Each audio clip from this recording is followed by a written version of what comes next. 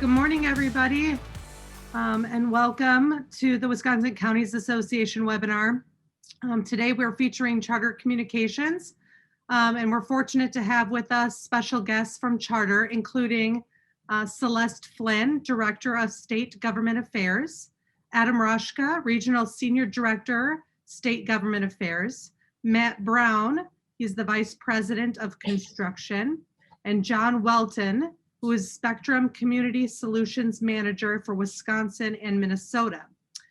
Before we start, I just want to make sure everyone knows that during the meeting, you can use the question and answer feature at the bottom of your screen, and you can type in your question at any time. We are not going to answer any of those questions, though, until the presentation is completed. And with that, I'm going to turn it over to Celeste, Adam, and Matt. Thank you, Marcy. Good morning, everyone. For those of you who don't know me, my name is Celeste Flynn. I want to first thank the Counties Association, specifically Kyle, Marcy, and Anne Marie for the opportunity to share some information with you today. There's so much going on in terms of broadband, and whether it be expansion, adoption, every level of government is focused on making sure their constituents have what they need now and into the future. So today I want to share some of Charter Communications efforts so that you are all aware of what we have going on, and so that Charter is very interested in partnering with you in a variety of ways. I want to apologize to some of the counties who have probably seen most of this presentation because we have been, we've been starting our meetings with some of the counties on an individual basis, and we hope to be able to, meet with those of you we haven't yet touched. So again, I'm hoping that those of you who have seen this presentation still get something out of it, but just my apologies up front. So let me start with introductions. Today I'm joined by some of my colleagues. Matt Brown, as Marcy said, is our Vice President of Construction for Wisconsin and Missouri. Randy Wolfgram, who is not on the webinar today, but I thought is a name that you all should know, is our Senior Director of Construction for Wisconsin. Adam Rushka, who's on the call or the webinar today, is our Senior Director of Government Affairs for Wisconsin and Michigan. Mike Hill is also on the call today, and he is our Director of Wisconsin for State Government Affairs as well. And John Welton, our Manager of Community Solutions. I do have to say, I'm not sure if Matt and Adam want to give a little bit of background on themselves. I have been with the company for 25 years, and I do believe that with all these people on the call, they are very seasoned cable.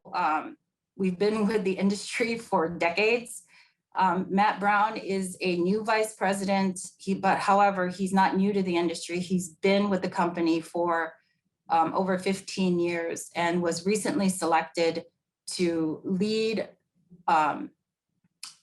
Charter's construction for our RDOF build. Matt, do you want to just kind of share additional information? Sure. Yep. Thanks. And good morning. Thanks everyone for your time. As Celeste mentioned, I will be leading our rural build opportunity as a strategic company priority for Charter. I'm in charge of Wisconsin and Missouri, as well as we have a small amount of work in Illinois as well. Wisconsin's the very largest state that Charter has in the country relative to our RDOF build plan, and really our rural digital strategy. As Celeste mentioned, I am over 15 years with the company. I have been in Wisconsin most recently, had been leading our construction, engineering, and design efforts for our region, including Missouri, Kansas, Nebraska, Minnesota, and Illinois. And I moved over to this strategic role because I'm really excited about the opportunity to do some really foundational and groundbreaking things for our industry, and to do it in our home state, or in my home state, is great. Born and raised here, been here my whole life. I live in southern Wisconsin now. I grew up in north central Wisconsin. I went to college in western Wisconsin. I am very, very familiar with all parts of the state, really. I love it here, and I can't wait to get started on this project. And I'm really excited for what it has for Wisconsin beyond just what this means for charter. Adam, do you want to introduce yourself? Yeah, thank you, Celeste. My name is Adam Roshka, and I've been working in government arena for roughly 25 years. I was in the Capitol as a staffer for 11, and I've been lobbying for 14 years, whether it be for the Wisconsin Cable Communications Association, and I started working with Charter post-merger. The merger was between Charter and Time Warner Cable, and many of you know us as Spectrum. That's how we present ourselves. People ask us all the time, are you Charter, are you Spectrum? Charter is the company, Spectrum is the brand. I don't want to sell Celeste short here. I mean, she hasn't mentioned it, but she's got over 25 years combined, mainly with Time Warner, but then she came over with the merger, and just as Matt is running point on the construction side, Celeste is going to be running point from the government affairs side, interacting with local governments across the state throughout the RDOF process. I want to thank the Counties Association for this meeting. I might be one floor above Kyle and Marcy. I'm on the 10th floor of the building that they're in, and Celeste and I were in the elevator with Kyle Christensen one day, and we were talking about RDOF, and he thought this would be a great idea or opportunity for a webinar, and here we are today. So I want to thank the Counties Association, because we have a good message to tell here, and we look forward to working with you moving forward. Great. So with that, I'm gonna start. This shouldn't take very long, and then we'll leave some time at the end for questions, because I'm sure many of you do have some questions about what we're about to share. So just a little bit about Charter. So Charter Communications is a leading broadband connectivity company and cable operator, serving more than 31 million customers in 41 states through its Spectrum brand. We have over 96,000 employees, 53 million homes passed in 41 states, 31 million customer relationships, over 750,000 miles of network infrastructure, nearly 400 million IP devices connected to our network. Over the past 5 years, Charter has invested nearly $40 billion in infrastructure and technology. We've extended our network to reach 2.5 million additional homes and businesses in the last 3 years alone, and about a third of our network expansion were in rural areas. Our brands include, so we are Charter Communications with the brand of Spectrum. We have Spectrum Residential, Spectrum Business, Spectrum Enterprise, Spectrum Reach, which is our advertising firm, we're ARM, Spectrum Networks, and Spectrum Originals. Here in Wisconsin, we have over 3,800 employees, 1.5 million customers across 64 counties. After we complete our RDOF build, we will be located in 67 counties. In 2020, our tax contribution was $141 million, and our capital investment reached $304 million. So we have a 99.9% network reliability. Our baseline speeds in most of the areas in Wisconsin are 200 megabits per second. We also offer 400 megabits per second, and of course our residential internet gig. I should stress this is residential service.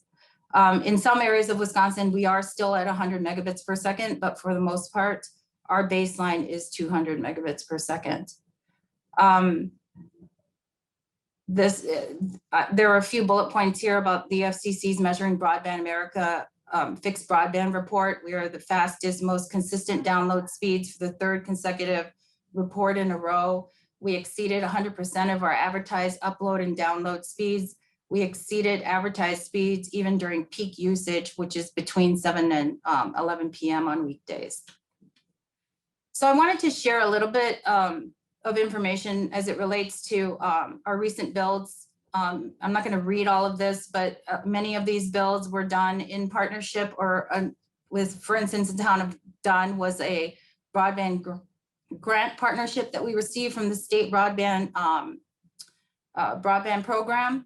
I do want to focus though on the fact that in 2020, Charter received 9 grants through the Public Service Commission broadband grant program. And I'm happy to report that of the 9, 5 have already been completed and activated. We are working, sorry, that 6 have been completed and activated. We are working on the final 3, and we are hoping to get those completed by the end of the year. I think the total passings equal over 2,100 additional passings. So we are very pleased that we're able to finish that almost a year before the grant deadline. So I'm just going to give a little overview on the FCC's RDOF program and Charter's commitment to Wisconsin as a result of that program. So the FCC's Rural Digital Opportunity Fund, it is just a little bit about the total program. It's a $20.4 billion awarded program over 10 years via 2 auctions. The first has been announced. Broadband and voice services must be offered. Providers set the deployment schedule. Annual reports and build-out milestone certifications are due to the FCC, and the FCC has the authority to claw back the funds. The general program timeline, I believe it was in July of 2020, a short form application window was opened and closed. And in October of 2020, the phase 1 bidding began. In December of 2020, the winning bidders were announced. And in January and February of this year, the long form applications were due to the FCC. So nationally, as it relates to RDOF, again, this is phase 1 of the RDOF auction. $9.2 billion was allocated, 5.2 million passings, unserved homes and businesses in 49 states. There were 180 bidders that won auction support, and 99.7% of the locations will receive broadband speeds of at least 100 by 20. With over 85% getting gigabyte speeds for broadband. Wisconsin did very well. In total, Wisconsin received $373 million in RDOF support, affecting 240,000 new locations. There were 11 bidders that won RDOF support, of which Charter is one. So, nationwide, Charter's RDOF support our impact on the entire country.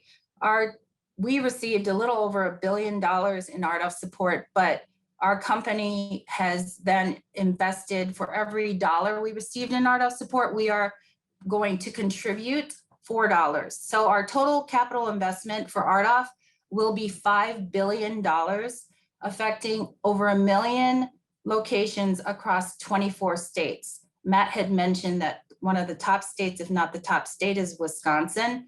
We are going to bring gigabyte speeds. This is a huge undertaking for our company, and so therefore we are hiring an additional 2,000 full-time employees and contractors specifically to concentrate on our RDOF commitment in these 24 states. We are expected to build 115,000 miles of new infrastructure on top of the infrastructure we already have in place. And those 115,000 miles of new infrastructure will be fiber to the home. So over the next 7 years, I say 7, it's really 6, but we're counting this year would be our year 0. Charter is expected to build about 115,000 miles of network infrastructure, which is equal to 4.5 times around the globe. And this is nationwide, obviously. So what are we going to be providing as a result of our RDOF auction win? Charter's RDOF will be providing, like I said, fiber to the home with speeds up to 1,000 megabits per second or a gig, and then upload speeds of 500 megabits per second. I think it's really important to stress that Spectrum Internet offers fast, reliable service, but I do want to reiterate, we have no modem fees, no contracts, and no data caps. I think that's important. I'm not sure everyone knows that, but that's significant for our company. So in March of this year, Charter announced that on top of our $168 million that we received in the RDOF auction, that here in Wisconsin, our company was going to invest an additional $500 million of our own capital to build out to rural Wisconsin. I think it's important to note that the Public Service Commission's broadband grant program from 2014 to 2021 has invested over $1 million to build out to rural Wisconsin in terms of grants. And that Governor Evers just announced an additional $100 million, as I'm sure you all know, in ARPA funding that the PSC has, will manage through the broadband grant program. And I believe last night, the Finance Committee also put an additional, I believe it's somewhere in the neighborhood of $129 million in the next biennial budget. And so on top of all of that investment, through the state of Wisconsin, Charter's investment in the state will total almost $700 million over the next 6 years. It's huge. So almost $668 million in capital investment, hoping to get to about 143,000 new Wisconsin locations. That's team is charged with building about over 15,000 miles of fiber to the home infrastructure. Just to put it in perspective, that's 42% of our total existing network as it sits today. So, one of the reasons why we are here today is to kind of talk to you about this. Particularly, there is, I'm going to share with you a map of where our current infrastructure is as it relates to our RDOF build. The green, I'm hoping you can see the colors, but the green is our RDOF build, the blue is our existing infrastructure. Again, over 15,000 miles of network infrastructure miles we are going to build out. I'll have a different map at the end of the presentation that will show you by county, give you a little bit better view by county where this RDOF build is expected to take place. So we've been meeting with counties where we've been awarded RDOF funding to introduce Matt and his team to kind of share our project scope, ask for their help in creating open dialogue so that we can help Matt and his team work through, what are the permitting requirements? Do you have any GIS addresses you can share with us so that we make sure that we can identify all of the addresses located in each of the census blocks we've been awarded? We're trying to be proactive in addressing any barriers we may run into. And again, our goal is to help Matt and his team. We want to make sure that, they're able to continue construction. Our goal obviously is to meet our deadline, but we'd love to be able to beat it. As well as I'm sure all of the residents we will be impacting in your counties. The idea is to get faster broadband to them as quickly as possible. And the only way we can do this is to do it together. So I urge you, those of you who know we have RDOF in your counties, if there's anything that you think, whether it's state highway projects that you're aware of, or just things that you believe will be helpful as we prepare to, embark on this enormous the build, that you share that information with us so that we are aware. So this is a map of the counties that we have RDOF awards in. I know it's not the greatest map, but hopefully we can, what we've been doing is we've been sharing on a county level when we schedule these meetings, a better map so that you know, county by county, you're aware of where our RDOF build is. So I share this with you just, I find it more helpful than the other maps I shared with you earlier. So this is RDOF, but I wanted to talk to you a little bit about other opportunities to partner, because as I stated earlier, there's a lot of funding out there. And while we have a complete team, while we've now created our basically VATS team to concentrate on our RDOF build commitment, we still have our existing construction team that's looking for partnership opportunities with all of you outside of RDOF. So there are federal funding opportunities through the NTIA broadband grants, the NTIA Tribal Broadband Connectivity Program.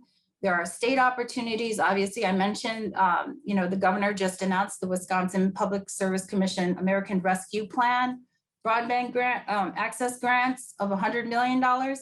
And then, of course, you know, it is expected that the next budget will have funding over the next 2 years, again, to make sure that you know, that we expand broadband and everyone who wants broadband in Wisconsin has access to broadband.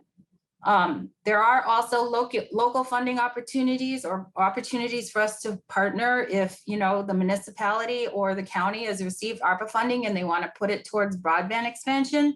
Those are, you know, those are conversations we want to have with you. And so, you know, towards the end or at the end of this presentation, please feel free to reach out to any one of us from Charter. But I don't, Adam, do you have anything to add as it relates to this slide? No, I think, thank you, Celeste, you covered it pretty well. I mean, I think the NTIA broadband grants, that number there is $288 million, and that's across the country. I think what they're focusing on there is projects that are at least $5 million minimum in scope, up to 30 million. The tribal for the broadband program, for those of you who have tribes in your counties, that's a $1 billion program if you've got tribes in your counties. I think what happened last night with the Joint Finance Committee putting in $129 million into the state budget. We'll see what happens with the state budget and how that process plays out.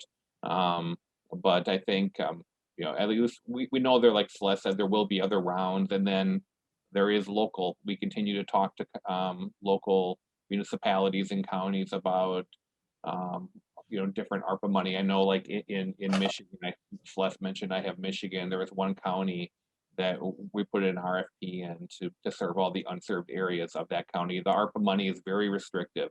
The ARPA money can only go to areas that have that have nothing greater than 25/3. So if you've got 100 meg service, you're not eligible for ARPA funding. So the ARPA funding can only go to areas that have 25/3 or less. So if there are those areas in your county, and I'm sure there are, we'd love to talk to you about that. I think when you look at the whole grand scope of things, I think we're doing RDOF construction, I believe, in 51 counties over the course of time. And I just see the one question pop in, and Matt can probably talk to this when we get to the Q&A. But you know, we have a 6-year plan, but we're gonna we want to get a shovel in the ground this summer. It's not going to take 6 years to get everybody built by any means, and we are certain milestones Matt has to meet, and we could delve into that more when Matt during the Q&A. So, thank you, Celeste. So the focus on broadband is not all about building infrastructure. The focus is also on broadband adoption. So I'm hoping that all of you are aware of some of the programs our company has launched over the past few years, but specifically to address the digital divide and adoption and to help school districts and families get access to affordable broadband. Obviously, the pandemic has just exacerbated this issue. And so I just highlighted a few of them. Spectrum Internet Assist, which is, you know, has been in it has been in existence for many years since the merger. Makes broadband more accessible for low-income learners and seniors on SSI. We also have our Spectrum Digital Education Grant that we launched several years ago. And this is really to help not-for-profit organizations to kind of help us, reach or kind of educate the community on how important and to get adoption efforts.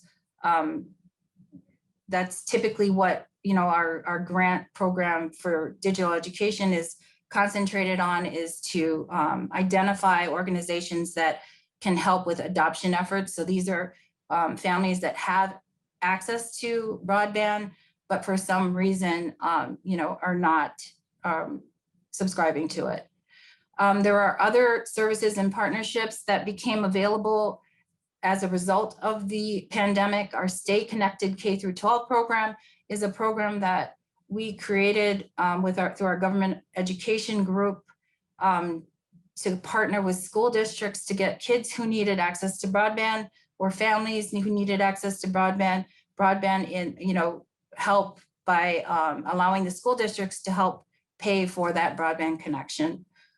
We also announced when the federal government announced their federal EBB program, our company is participating in that program. And then, of course, I'm not sure any of you have heard, but we are very excited. Our Community Solutions program, which John Welton, who is with our Community Solutions team, I'm going to turn over the slide deck to him because I think personally this is a very exciting program that I'm hoping that you find a way to kind of implement it in each of your counties. So with that, John, just let me know when you want to advance the slides, but it is called the American Rescue Plan, or sorry, John, what is Yes. Hey, good morning. What is your official name of your program? Yeah, no problem. Thanks, Celeste. My name is John Welton. I'm the sales manager for Community Solutions. And like Matt, I also grew up in North Central Wisconsin. I've actually been in the cable industry since 1991.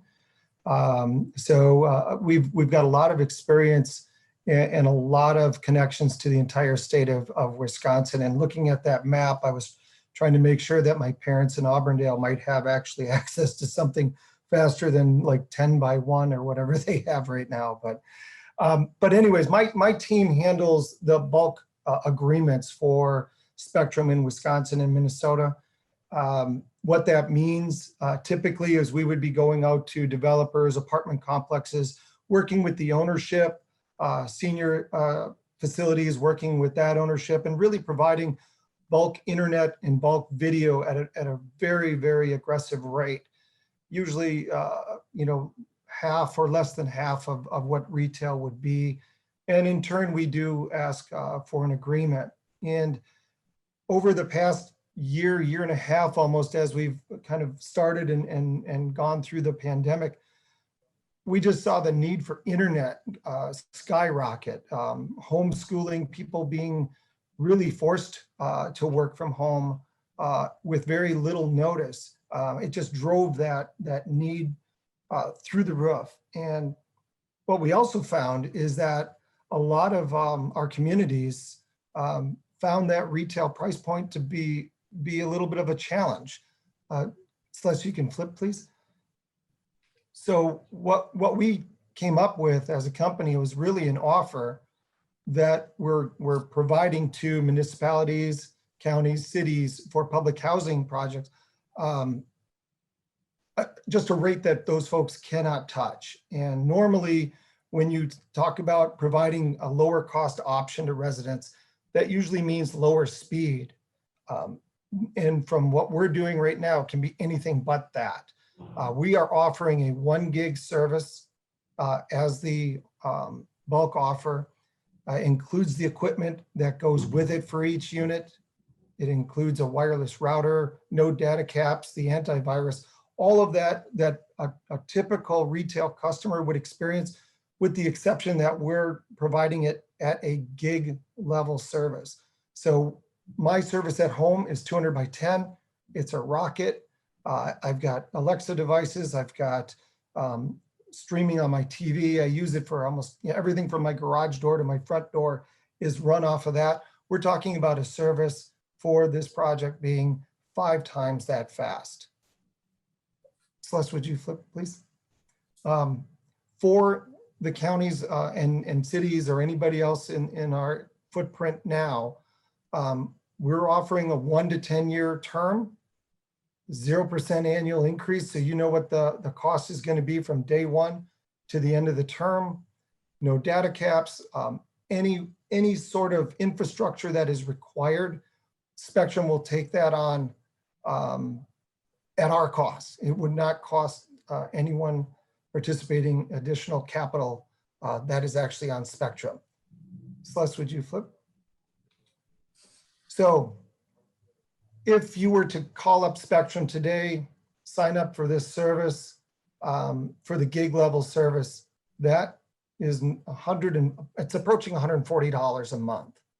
What we are offering, and again, my goal today is really just to present you that we have this program out there, and for those counties, cities, tribal communities that are interested, they can reach back out to me and we'll set up a more formal WebEx where you can actually get down into the weeds a little bit. But what we're offering is a $25 per unit per month price point. So you can see that it's saving residents over $100 a month. And there are a lot of programs out there where the municipalities and counties can actually pay for this through grants. Now, one thing that we do ask, this is a bulk deal.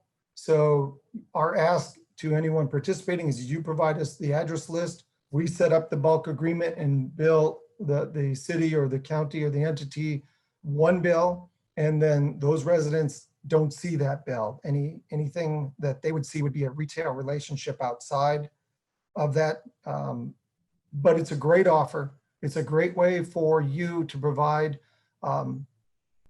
really lower income residents in your communities and an opportunity to be connected at a level that just would be incredibly challenging from an out-of-pocket standpoint. So Celeste, I think the next slide is just my information. I'm also on this invite, so you guys should have my email. I've got Sam Hassan, who's my director, who's also here. So if anyone on the call would like additional information or would like to set up an individual call with me and Sam, please feel free to email me directly or Sam directly, and we will set up that call for you.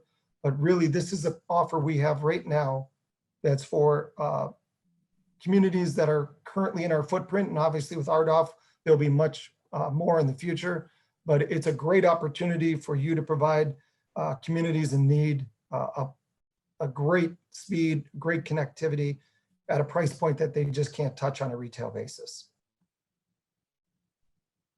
So thank you. I mean, after that, let me know if you have any questions. All right. So Marcy, with that, everyone, I've done my presentation, but again, we're all here to answer some questions.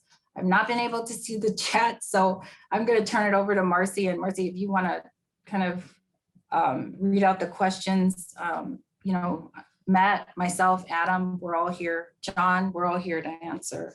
If we can't answer, we will get back to you. Take it away. All right, wonderful. Well, thank you guys so much. So I just so far see one question in the Q&A. And so for anyone out there that may still want to ask a question, there's still time. Please just use the Q&A function at the bottom of your screen and type the question in, and we'll answer that question for you. So the question here says, how can I find out what spectrum fiber exists in my county now? So that is the question. How can I find out what spectrum fiber exists in my county already?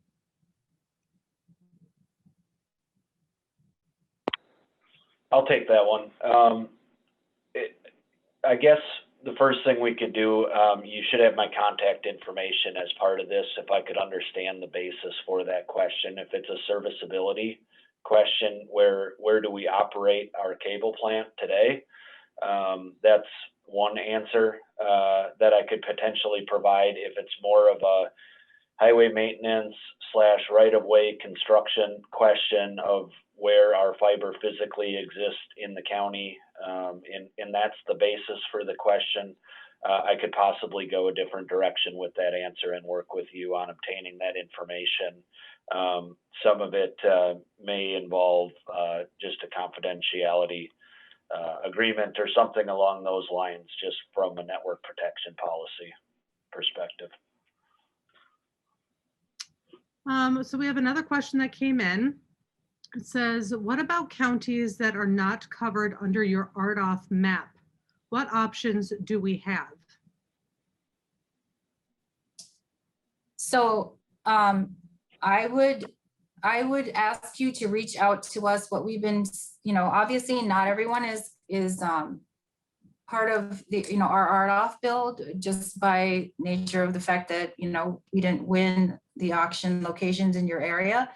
But, we've been telling or asking our communities or counties that have been reaching out to us to provide us with, maps or addresses of locations or areas that you want us to look at, so that we can then, put a cost estimate together and figure out whether or not, and there's a variety of different avenues, as we just mentioned, as it pertains to funding and how we can partner.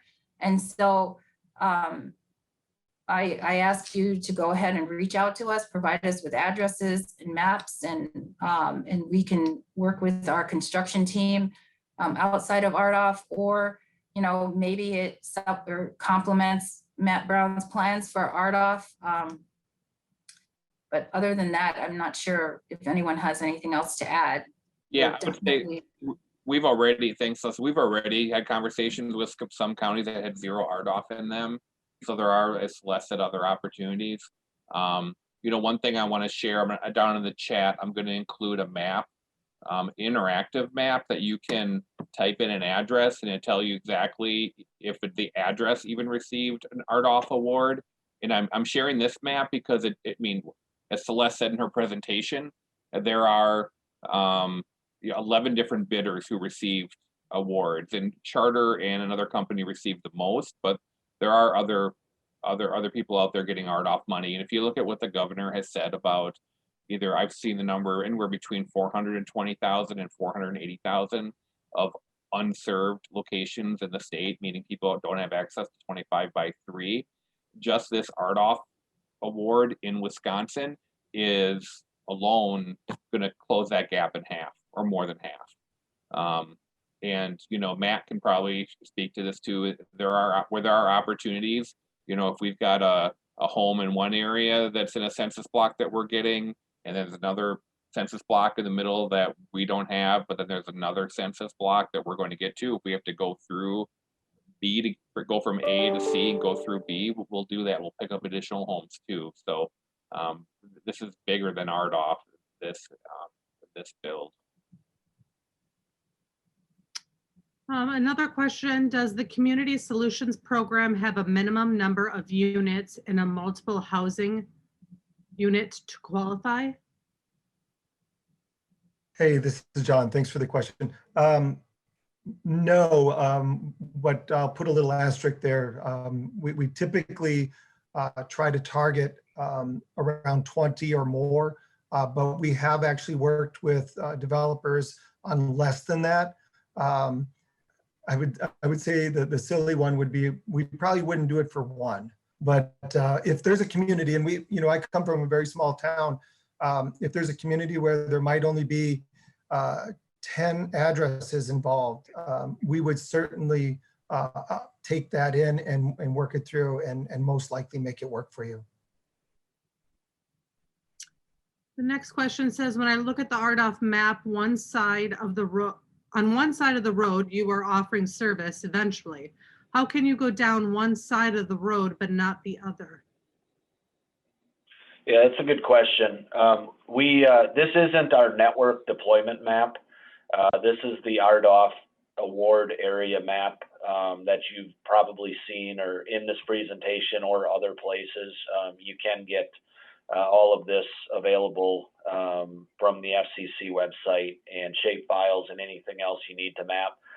The answer to that question is, though, the RDOF award areas are all based on census block group levels.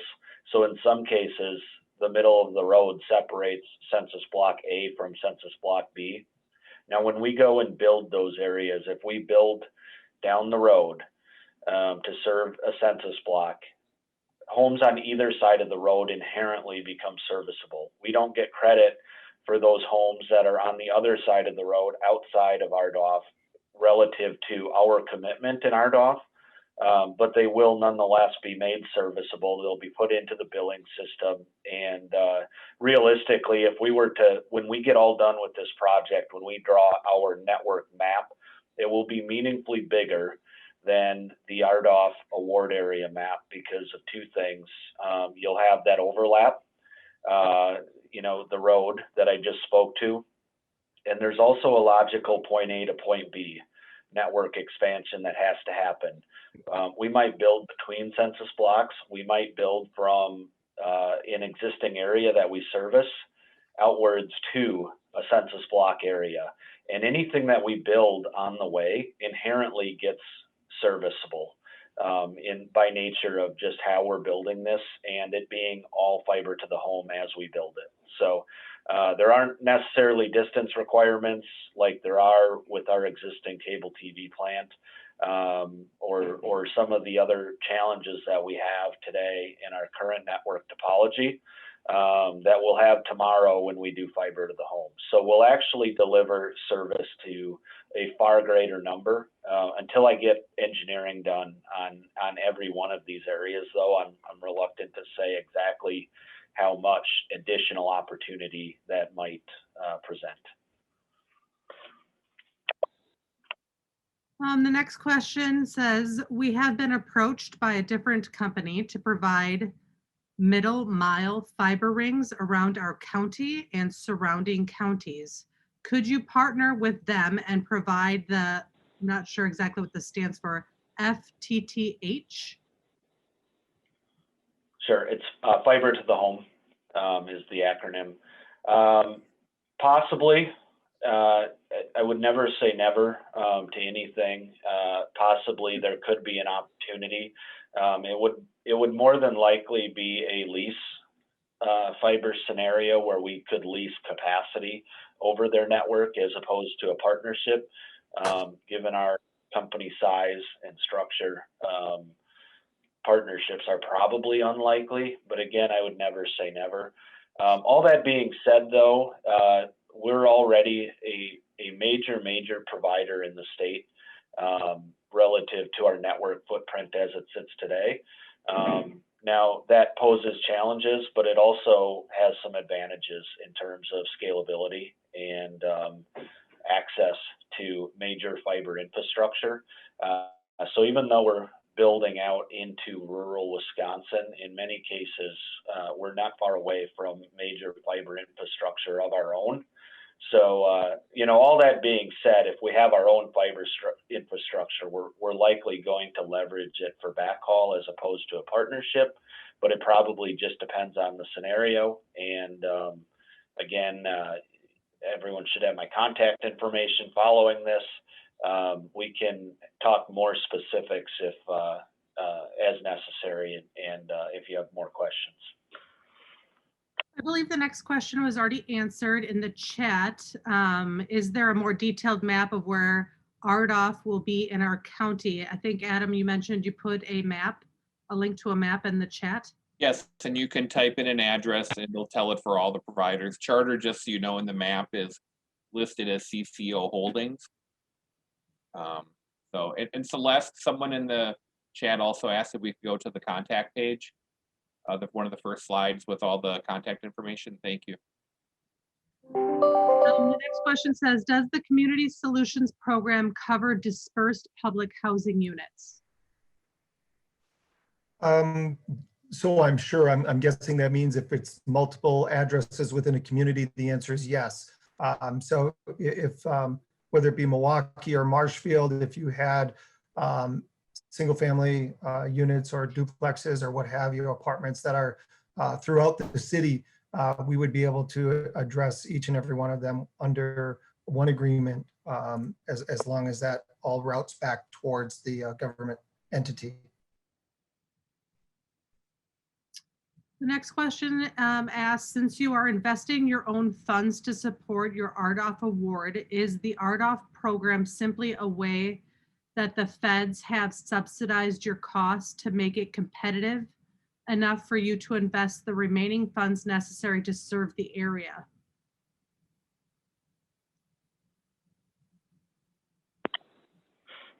I'll take that one. I don't know. I don't know that I could absolutely answer that question. Is it a subsidy? Yes. Does it help our cost modeling to make it competitive? Yes. Is it the only reason that we're doing it? No. It's very complicated, and there's multiple facets to the why. But we think that we have significant scalability to be successful in this space. It provides additional opportunities in terms of large geographic network coverage and other benefits to our organization. We already have a lot of the labor and the skill to be able to operate something of this size, which many providers don't. So there's a lot of decisions that go into both the investment and the strategy behind why we're doing it. But certainly, it certainly helps the economic condition of it, no doubt.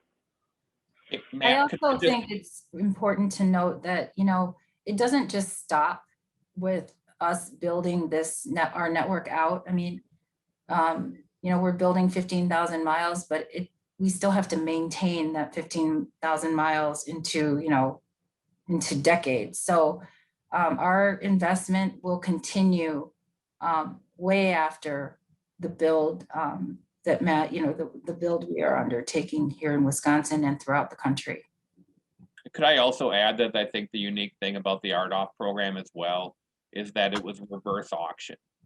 So it was basically each one of these census blocks was bid on competitively against other people, and we came in at the lowest bidding price for those, and they're there.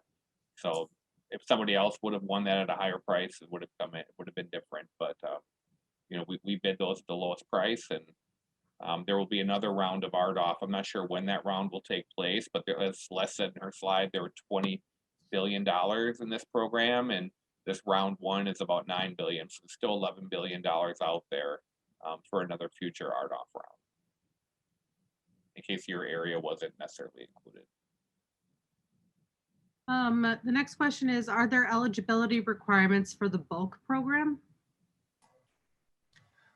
No, if a government entity or tribal community says, hey, we want to put these addresses in this program, and we design the agreement around those addresses, unlike the assist program where you do have to qualify, you do have to submit, this would really be a relationship between Spectrum and the government entity or tribal entity as far as the agreement goes, and regardless of the person's income on that list, that address would be eligible and would be able to receive the services.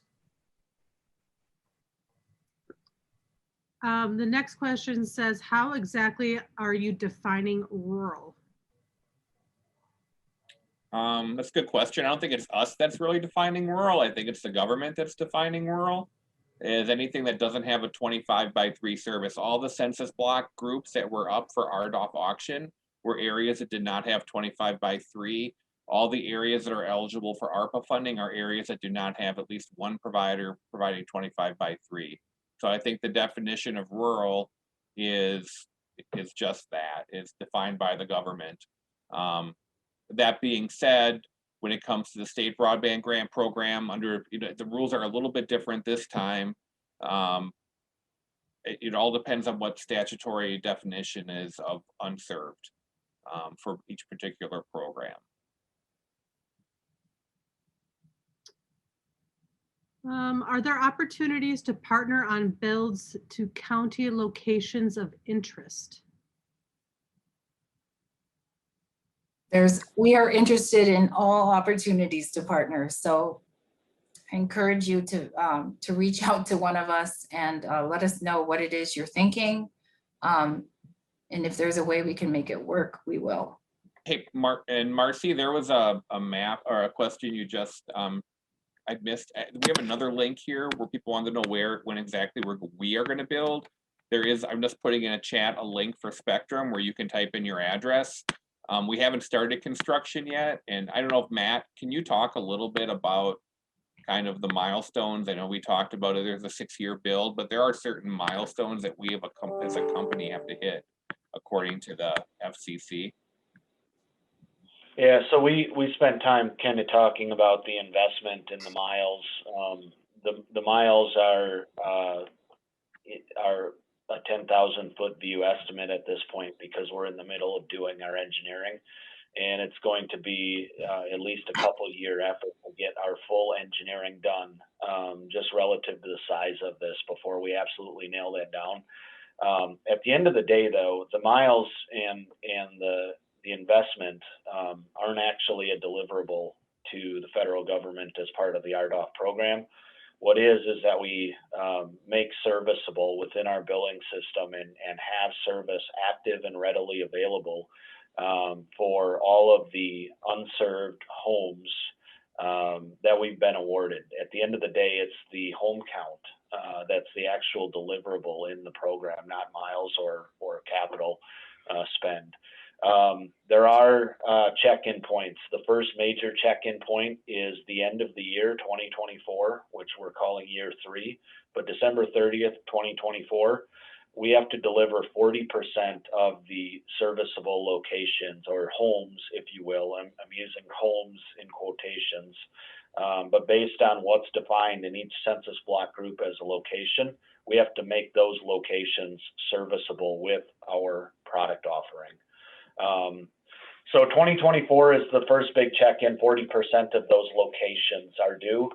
And then each subsequent year after that is another 20% on the program until we get to the end of year 6, which is 2027. We're trying to build an aggressive plan, though we ideally aren't taking all 6 years.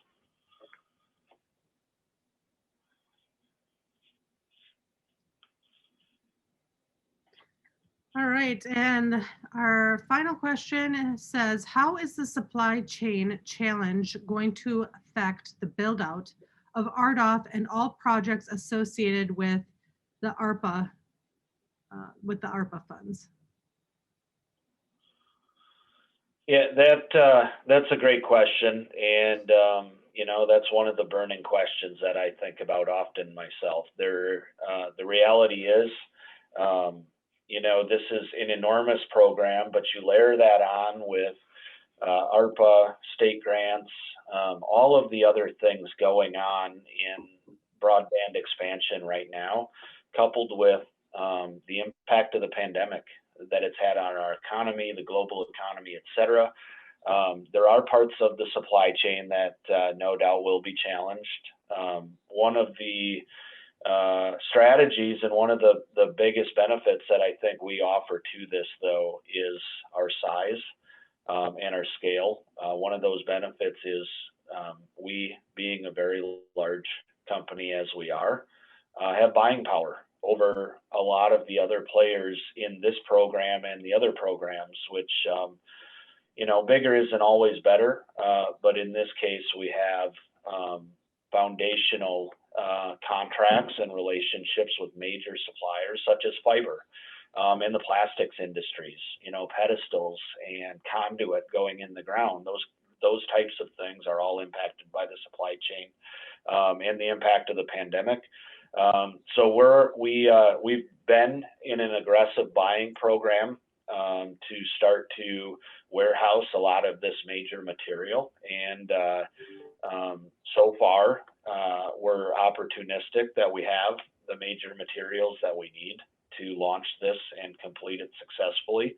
But certainly, we're talking about a multiple year investment, as well as a lot of unknowns relative to additional investment in this space.